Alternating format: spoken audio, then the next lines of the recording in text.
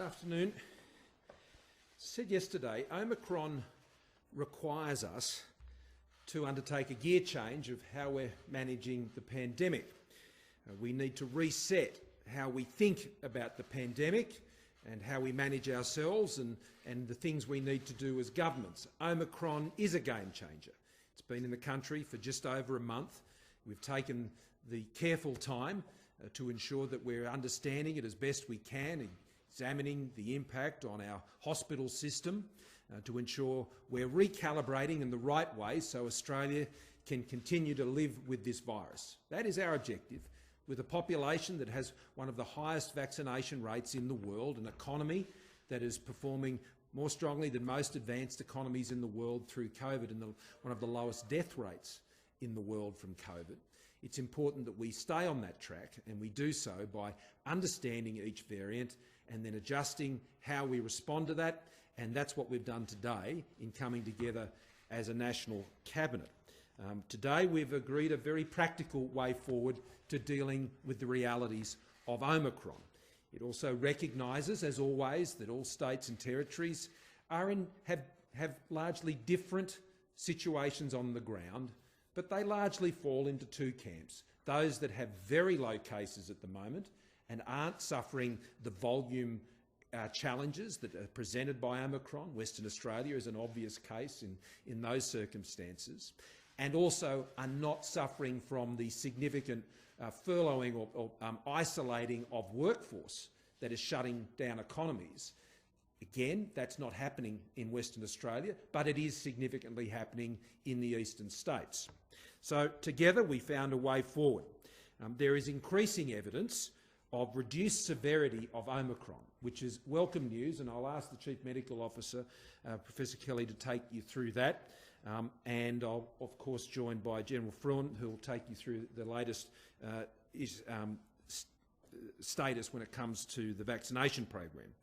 There is increasing evidence of reduced severity of the Omicron variant, and today there are 1,481 cases, individuals who are in hospital. There are 122 who are in ICU, and there are 51 who are on ventilators, actually less than the number I mentioned to you yesterday. We are seeing that the severity of this illness, the impact particularly on those who are in hospital in the most extreme illness situations, is remaining relatively constant. And that's an experience we're seeing in other countries as well. There are, though, the higher number of cases that we're seeing, and we will continue to see. That is the nature of Omicron. It replicates itself very, very quickly.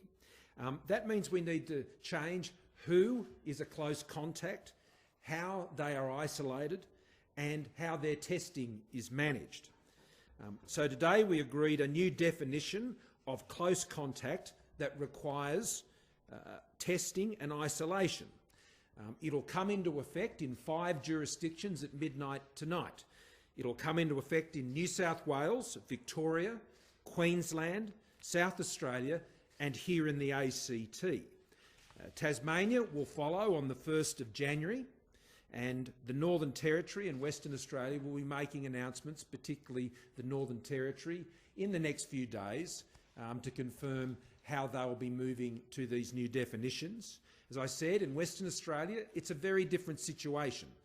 Their arrangements at present can deal with the volumes, with their testing and tracing, because they have so few cases there. But we all understand that at some point that will change. And right across all states and territories, there was an agreement that this is the place that close contacts ultimately will have to be defined, especially when you're dealing with high numbers of cases. So we can expect those other jurisdictions to move to that definition when it gets to that point. And the definition for a close contact is as follows, very similar to what I said to you yesterday. Except in exceptional circumstances, a close contact is a household contact or household-like of a confirmed case only. A household contact is someone who lives with a case or has spent more than 4 hours with them in a house, accommodation or care facility setting. So you're only a close contact if you are effectively living with someone or been in an accommodation setting with someone more than 4 hours with someone who has actually got COVID. Not someone who was in contact with someone who's had COVID. It's with someone specifically who has COVID. Now, a confirmed case would isolate for 7 days from the date. So someone who actually has COVID, from the date that they took the test, they would have to isolate for 7 days and have a negative RAT test, a rapid antigen test, on day 6 prior to being able to leave isolation after 7 days. A close contact that is symptomatic must have a PCR test still. So if you're symptomatic, and that goes for anyone who is symptomatic, by the way, if you're symptomatic, then the right test is a PCR test. A close contact who is asymptomatic, doesn't have symptoms, must have a rapid antigen test, and if positive, they must then have a PCR test. And in that case, they become a confirmed case, and the rules that apply to confirmed cases apply to them.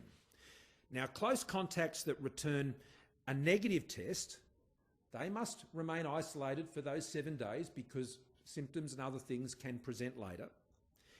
And that is 7 days from their date of exposure to the person who is a confirmed case. And they also will have a rapid antigen test on day 6. So, to summarise, if you are a confirmed case, 7 days, on the 6th day you have a rapid antigen test, and if that's positive after 7 days, you can go back into the community. If you're a close contact, you get a rapid antigen test. If that returns a negative, you still remain in isolation for those 7 days, and you have a rapid antigen test again on day 6. If you're a close contact and you're symptomatic, go and get a PCR test. If you're a close contact that returns a positive RAT test, go and get a PCR test.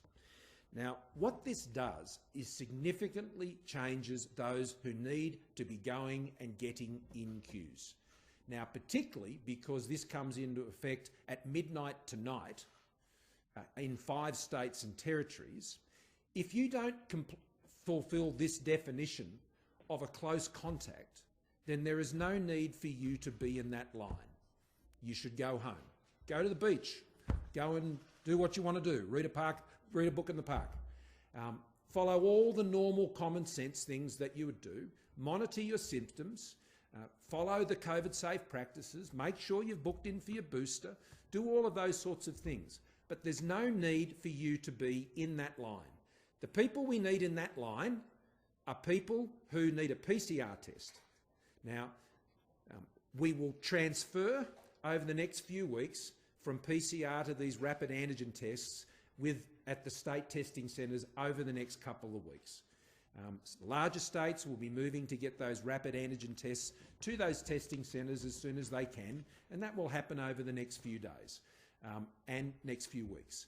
So if you turn up at those testing centres for all the reasons that I've set out, then you will either get a rapid antigen test or a PCR test. If you're eligible for a rapid antigen test and there's ones there at that time, you'll be given one of those, you'll go home, you'll take it and follow those rules. If there isn't a rapid antigen test there, then we will still give you a PCR test in the transition. Now, if everyone else who doesn't need to be there gets out of the line, then that means we can get to those who need to have those PCR tests as quickly as possible. This should significantly, we hope, over the next few weeks, greatly reduce the volume of people who are having these PCR tests, which means we'll be able to increase the turnaround time of these tests getting the results back to those who need to take them. In addition to that, it will also free up, we hope, a lot more workforce that is currently being focused on these tests to be able to be supporting the other priorities for managing the pandemic, in particular the boosting clinics and centres for administering the vaccines. Those who don't need, if you're anything other than a close contact, and you're not symptomatic, you don't need to go and get a test. Now, I know this is a bit different to what you've been hearing over the last couple of years, That's the gear change. That's the reset. That's what we need people to really understand. And I know it's a change from what has been said, but dealing with Delta is very different to dealing with Omicron. And to ensure that our public health systems work as effectively to keep as many people safe as possible, that's why we need to make this change. So you don't have to go and get a rapid antigen test if you just happen to walk past or go in and get takeaway or even be at a restaurant or a pub. You still need to check in because you want to monitor your systems. Anyone else who would like to get a rapid antigen test, well, you go along to your pharmacy or to the supermarket or the warehouse, big suppliers, where we believe as a result of making this change and being very clear about who is being provided with a public test and who is not, all the private industry who gave us that advice this week, they can go now, they can book their supplies, they can get them on the shelves and not have any concern that somehow a new policy will come in and tests will be handed out to anybody who wants one. It was agreed today that will not be the policy in Australia.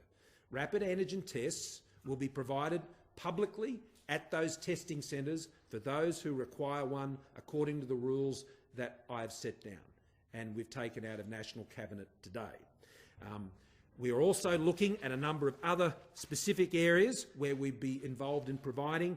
We already do it in aged care settings. We already do it in healthcare settings. That's done directly by the government. You'd expect that to continue. In addition to that, we are looking at vulnerable groups of people, particularly Indigenous populations, especially in remote areas. We're also looking at how this will be done in schools. And so there will continue to be a role for public provision in these circumstances. Where possible, particularly for vulnerable groups, we would seek to do those through the pharmacy network and through the private network. And that would be done through a registration system similar to how we manage things like the PBS and things of that nature, which pharmacy is very used to dealing with. But for all other casual uses, you just think you'd like to get a test or something like that, well, that's what the private market is for. And with this certainty, knowing that they're the customers that the private market will have, then we believe, based on the advice we've had from the industry, they can go and they can make those plans and we can get them back on the shelves and we can get on with it. So that was the issue for rapid antigen tests. There will be further work done now on the furlough requirements, the isolation requirements for those who are working in the essential health workforce, so in aged care settings and hospital settings.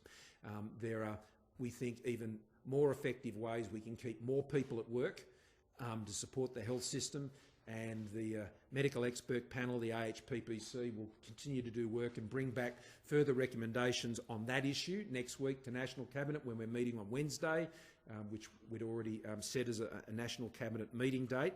In addition, we'll be looking at the issue of concessional access in the private market to rapid antigen tests, working with the states and territories on that issue. And we have submissions coming forward on that, which we'll work through over the course of the next week. On securing the supplies of rapid antigen tests, states and territories, as I said, have their responsibilities. That was actually agreed at National Cabinet back at the beginning of November. They're responsible for the rapid antigen tests that are being distributed in their testing centres. The Commonwealth looks after aged care and a number of high-risk settings. We'll continue to do that. Significant orders are being placed. Stocks are on the water on their way here to a number of the states and including the federal government. So it's very clear who has to do what in getting the tests. We'll work particularly as a Commonwealth with some of the smaller states and territories using our own stockpile where necessary, and it's likely that some of those states may team up with one of the larger states who are placing those big orders. On travel, there are no major changes to that other than what you already know, and that is in both Tasmania and in Queensland. They have already set out how they are moving to eventually get to dispense completely with the requirement for a test before travel. In Queensland, they've already announced that I believe on the 1st of January, they will only be seeking a rapid antigen test, and ultimately when they hit 90%, which they don't expect to be too far away, there'll be no requirement for a test to go into Queensland at all. Tasmania is on a similar pathway, and the Tasmanian Premier can add further to that about the timetable. Western Australia also acknowledged today that ultimately that's the pathway as well, but for now they are remaining with PCR tests, but they are working particularly with the states on the East Coast to try and relieve that pressure on the testing facilities on the East Coast by moving to rapid antigen tests, and the Premier will make his announcement on those issues once they're settled. So, as you can see, a great deal of cooperation today to just deal with what are some very practical problems that result from Omicron. Lots of volume, so we need to recalibrate, reset, get these clear rules in place. I want to thank all the Premiers and Chief Ministers for the constructive way we got round the table and got this done today. We took on the advice that had come from particularly the Chief Medical Officer who brought forward the recommendation, and then worked practically through the many things that we as leaders have to ensure that we get the balance right on. And that is, with Omicron, we cannot have hundreds of thousands of Australians and more taken out of circulation based on rules that were set for the Delta variant. We need rules for the Omicron variant so we can keep our economy working, we can keep people in jobs, we can keep Australia open, and we can focus the resources that we have on the tasks that are most urgent. End of the day, get your booster, monitor your symptoms, check in where you're going, and use common sense to manage your health responsibly and that of your family. And with that, I'll pass you on to the Chief Medical Officer. Thank you, Professor Kelly. Thank you, PM. So I think the summary of where we are today compared with a month ago has been given by the Prime Minister. We're in a new phase with Omicron. It's a different virus, very different from previous versions of the virus we've seen over the last 2 years. And what is the difference? We know that it's very transmissible. It's at least as transmissible as Delta. And it is transmitting fast in the community, as we've seen. 110,000 active cases now in Australia, and that's continuing to rise. I expect it will continue to rise. Omicron, though, is less severe. I think that is becoming very clear now. We had good news overnight. There was a preprint paper that I read from South Africa. South Africa is a different country to us in various ways, but they have had the longest and most extensive experience of this particular form of the COVID-19 virus, the Omicron variant. They are seeing a 73% decrease in severity. And that's becoming very clear now in terms of their measures of severity with this virus. That's similar to what we are seeing in Australia. The PM already mentioned the hospitalisations, ICU and ventilation rates in Australia. They're extremely low compared with what we were seeing with Delta and in the pre-vaccination era with other variants of the virus. So 1,400 out of 110,000 in hospital. That is much lower than what we've seen before. ICU 122, and ventilated patients, the most severe end of the spectrum, less than it was yesterday. Now, there can be that may rise over time as well, but at the moment that is what we're seeing, a much less severe spectrum. So that brings about a change. The other key element of this is we need to protect our PCR testing for where the best bang for the buck is. We've seen over the last week an increase in that positivity rate from around 1%, which is what we've seen right throughout the pandemic, to almost 5% and even higher in some states. That demonstrates to me that we are not getting to the people that we need to get to in terms of PCR testing, hence that risk-based approach for who we want to come forward for PCR testing. It's people that are symptomatic, plus those that are identified as close contacts, the closest contacts, household contacts. And so that's the key components of our change. We went through that with the National Cabinet today to look at those testing arrangements, to look at the isolation and quarantine arrangements, so that we can have people out there in society and working when they're at lesser risk, and only for the minimal amount of time in quarantine or isolation if they're a case or one of those very close contacts. I think the other key component that we talked about again today is the vaccination and public health and social measures. That they are in place. The public health and social measures are in place in each of the jurisdictions. Every jurisdiction has active cases in the community right now. It's demonstrated on the screen today with the number of premiers and chief ministers who were wearing masks as the PM and myself and General Frewen were. Vaccination absolutely crucial and important, including the booster program, and I think with that I'll hand to the General.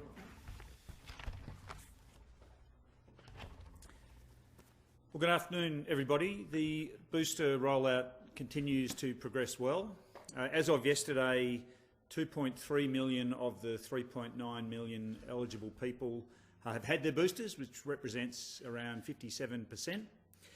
There was 149,000 vaccines administered yesterday. 112,000 of those were boosters, and pleasingly 60,000 of those vaccines were delivered through pharmacies, which is a record day for pharmacies and the first day that pharmacists have delivered more than GPs. So it's great to see the pharmacists starting to reach their full capacity, and we're also looking forward to the states and territories starting to ramp up their clinics as well as we head into what will be a very busy January for the booster rollout program. In terms of supply, at the end of tomorrow, 4.1 million Australians will be eligible for a booster. In early January, when we shift from 5-month to 4-month duration, that lifts up to 7.6 million. But there is currently 3 million doses of mRNA sitting on shelves. Over the first 2 weeks of January, we will deliver another 6 million doses of mRNA out to GPs, pharmacists and state hubs.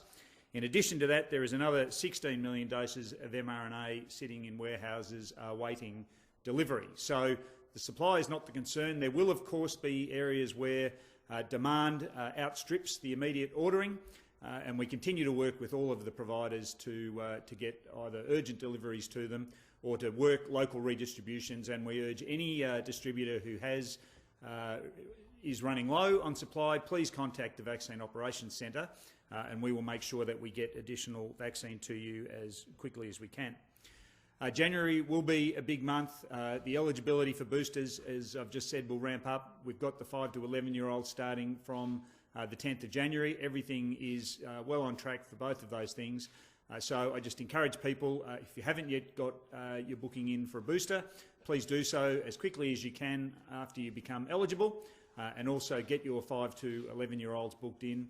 And I also do want to particularly thank all of the health providers who have continued to deliver vaccines through Christmas, Boxing Day and this holiday period. Thank you. Two further points of clarification that are important. One is in South Australia, I just want to stress, while they are adopting the definition of close contact from midnight to night, they are continuing with their 10-day rule in South Australia. So nothing is further changing on the isolation arrangements in South Australia, but the definition of a close contact is as I've set it out today. And in relation to something General Frewen just mentioned, just because someone becomes eligible for a booster does not mean that if they have not had their booster by that day, they are overdue. Okay, that is something that's been peddled out there, which is not accurate. It's not true. You become eligible from a particular date, and from that date we encourage people to go and have their booster. To suggest that if someone has not had their booster by that date, that they are somehow overdue is false. Okay, happy to take questions. Prime Minister Greg Hunt said today that the TGA was being cautious in terms of not allowing or approving rapid tests until November. But the TGA has previously said they needed the green light from the government to even make that approval. So who do we believe? Well, I wouldn't agree with your summary of the arrangements as they've existed over these many months. Applications are made to the TGA, and the TGA, independent of government, makes decisions about whether they're approved or not. That's how the system works. And I agree that the TGA should exercise appropriate caution. I mean, we already know, as I said yesterday, that we have current applicants who have had their product withdrawn by the FDA in the United States. So there'll be some who will be out there selling their wares. The only way they will have anything approved by the TGA is if they comply with the requirements of the TGA. They provide the data that the TGA insists on providing. There are a number of applicants who haven't cooperated with that, and of course you wouldn't expect them to be approved in those circumstances. Is there anything the government could have done to speed that up? Just to clarify one of the points you made at the end, for the jurisdictions which change the definition of a close contact at midnight tonight, the people in those jurisdictions who are isolating, who don't meet that definition, can they cease isolating? They can. Okay. Let them out. And secondly, has there been any assessment, modelling, data done on what this relaxation of the definition will do in terms of pressure on hospital systems? Can we expect more people to end up being hospitalised, going into ICUs, or is the vaccination going to protect us? Well, I'll let the Chief Medical Officer respond to that, but I would just say this first. What we're dealing with is a different variant that has a high volume with a lower severity of illness. And we have done endless rounds of modelling over the last many months about the impacts on the hospital system. And so it really does become an issue of the proportion of total number of cases that end up in serious illness that put pressure on the hospital system. And these are the issues that, of course, are being worked through by the medical expert panel and the Chief Medical Officer. So what I want to make very clear today is the definition we have adopted today has actually come forward from the Chief Medical Officer, and one on which I strongly agree with. It's a practical definition to deal with the circumstances of the new variant and to maximise the resources we have available to deal with the pandemic. Now, we have significant resources to do that, more than most countries around the world, hence why we've got one of the best responses and outcomes from COVID anywhere in the world. But you still have to be careful and judicious about how you apply that. But Paul? So, as I said earlier, there are three main ways that we have to combat this variant, as we had with previous variants, and the vaccination program, we've heard about that, and particularly the boosters. We do know that vaccines do protect against severe illness, particularly if those vaccinations have been given recently.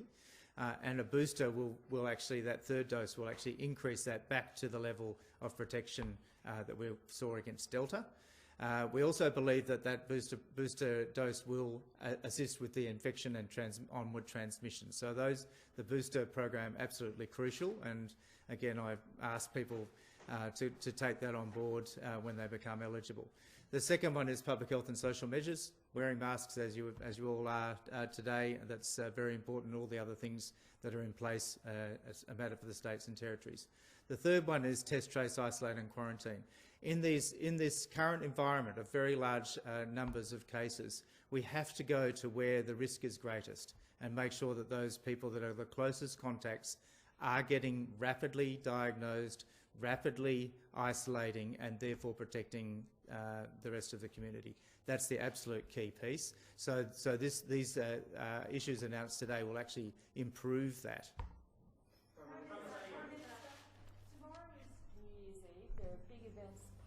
Festivals organised around the country over the weekend.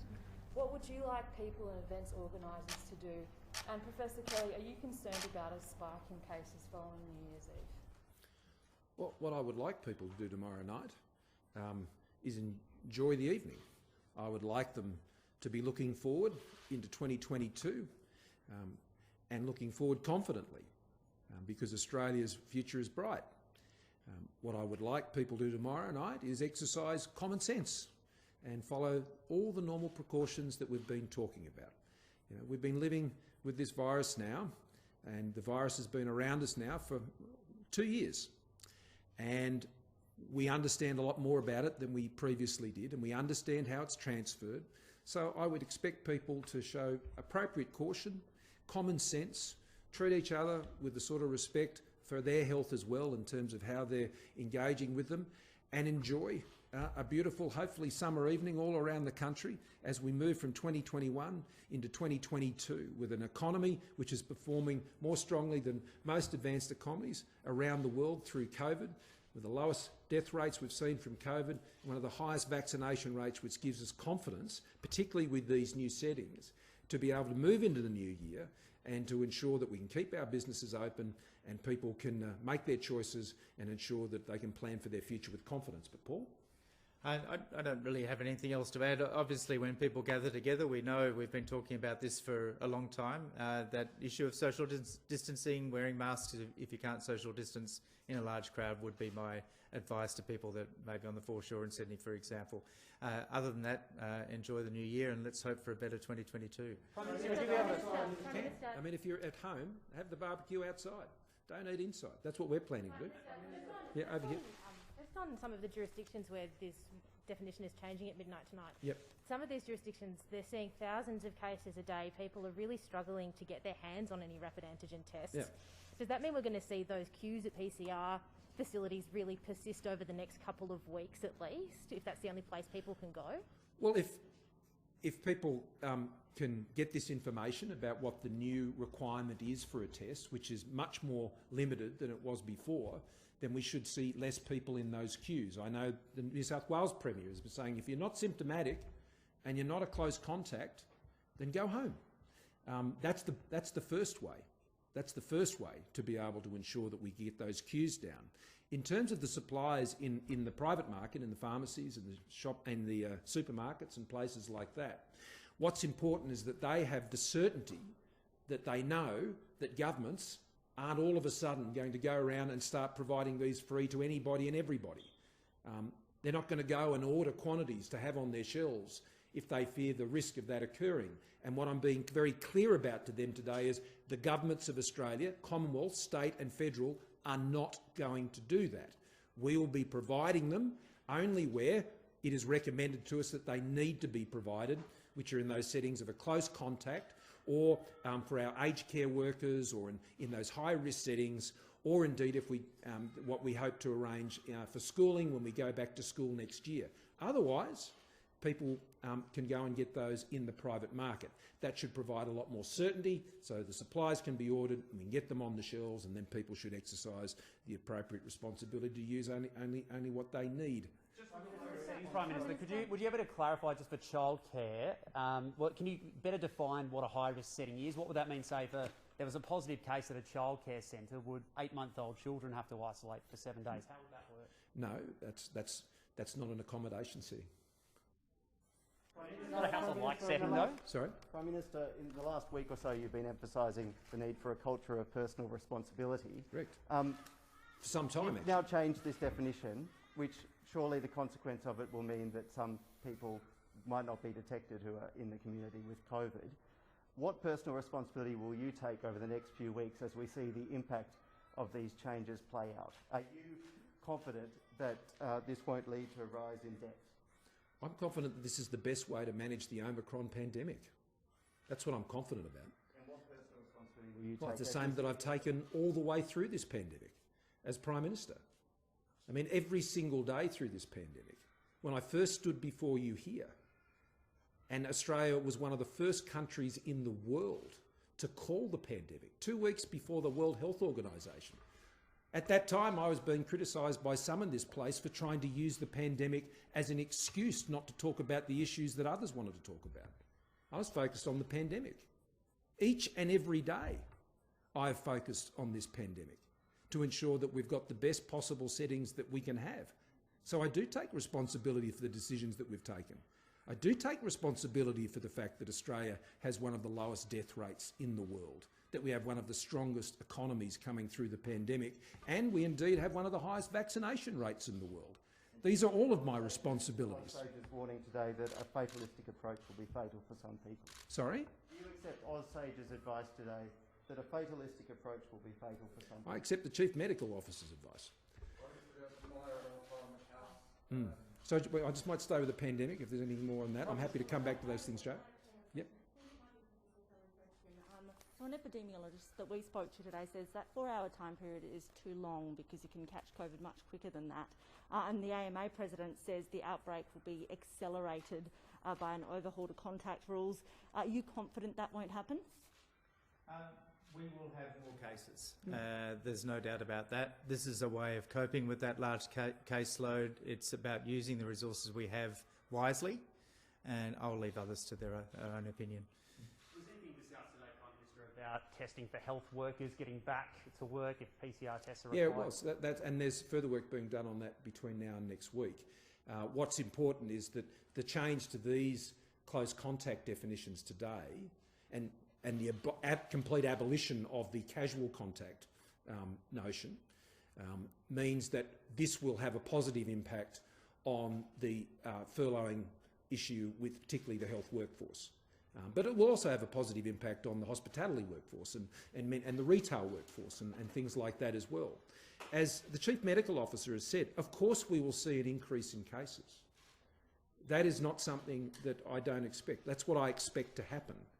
But with Omicron with a lower severity, persisting with the Delta settings to try and combat what's happening with Omicron, well, that makes no sense. Of course we should change. And those changes are important. If we didn't change, then I think Australians would have a right to be concerned. But right throughout this pandemic, it doesn't come with a rule book. It doesn't come with a guidebook. You get the best information and advice you can. You make the best decisions that you can. You seek to make those decisions together as best as you can. And that's what we've done today as leaders of governments, and particularly myself as Prime Minister.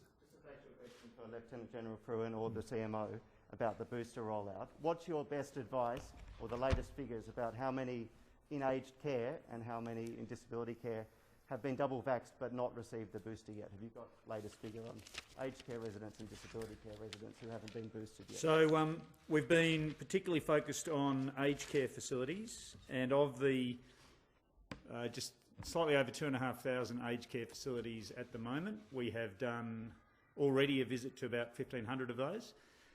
The eligibility has shifted, of course, so more have become due this year. Some of them were scheduled in January. We're now trying to move them into the first half of January. The remainder will fall due now in the second half of January, and we're well engaged with the vaccine providers to get them all scheduled in the second half of next month. 1,000 aged care facilities haven't been visited for boosters yet? Well, they hadn't become eligible previously, so they're becoming eligible now, and we've got plans in place to get them visited as quickly as possible.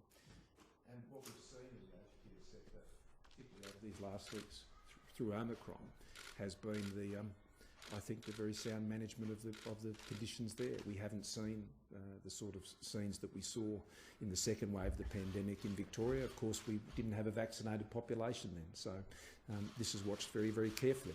Why have 43% of those that are eligible for boosters not had their booster yet, if it's only 57%, much lower than the first and second dose? Is there a reason for that? Is it capacity? Is it just people thinking, oh, I've had 2 doses, I don't really want to have a third? Well, the rate of dosage for boosters is running at 6 times the rate of first doses when we started, and at around twice the rate of second doses. So the booster rate is actually running significantly faster than we've seen in the last 2 doses of the vaccination program.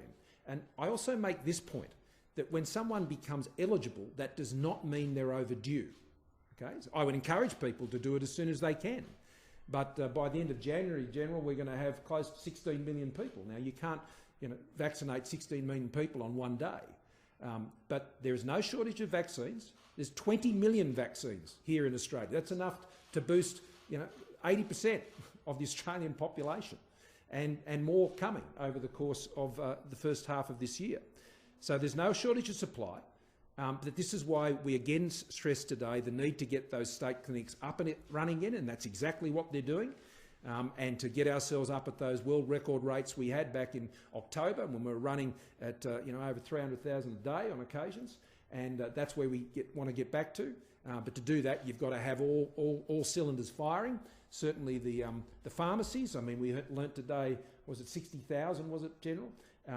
Of the doses that were given yesterday were from pharmacies. Now, during the earlier waves, I think it was around about 5% that were done by pharmacies, and now we're seeing that up around about 20%. So the pharmacies kick-in has been really important in lifting, I think, those rates, and particularly for boosters. And we'll see those rates lift, and I'm sure we will see Australians respond to this challenge just as they have on the first 2 doses, and they're already doing it more quickly. They did on the first 2 doses. But General, anything on that? So on 1st of September, we had a record day for first doses of 187,000. Last Wednesday, we had 167,000 people come forward for boosters. So, I mean, the demand is very strong. The capacity is there. We've, of course, had Christmas Day and Boxing Day, which has put a bit of a dent in the numbers. But 2 days ago, we did 27,000 on the back end of that. As I said today, we're back up over 112,000, and I expect to see that continue to ramp up quickly. And remember, the eligibility has been shifting on us too. We went from 6 months to 5 months. That brought a number of million extra people back in. And on, as I've said, on 1st of Jan, we go from 4.1 million to 7.6 million. Now that is a large amount of people in a very short space of time, but the numbers are progressing well, and we will ramp up through January. As I said, the state and territory clinics, both New South Wales and Victoria, have committed to getting their clinics back up to 300,000 doses a week, which is where we were at the height of the rollout. So once we get nationally back up to the high levels where we were, we'll get through people. Eligibility is eligibility, as the PM has said, but we're keen to get as many people through as quickly as we can after they become eligible. There was a fire at Old Parliament House today. It seemed like quite a serious fire, and it inflicted a lot of damage, particularly to the front of the building, a standoff with police and protesters. Do you have a response to that? I'm disgusted and appalled by the behaviour that would see Australians come and set fire to such a symbol of democracy in this country. I just think it's appalling, and I think it's disgraceful, and I think that the authorities should act swiftly and in accordance with the law, and people should face the consequences for their actions. Their cause doesn't justify that sort of violence. That's not how Australia works. We have a rule of law in this country, and people should obey it. And as we come into this new year and we reflect on the many things of the past 12 months, it's been tough for so many Australians, and we still think of those 6 families down there in Tassie. It's been really tough. But we live in one of the greatest countries of the world. We enjoy freedoms here.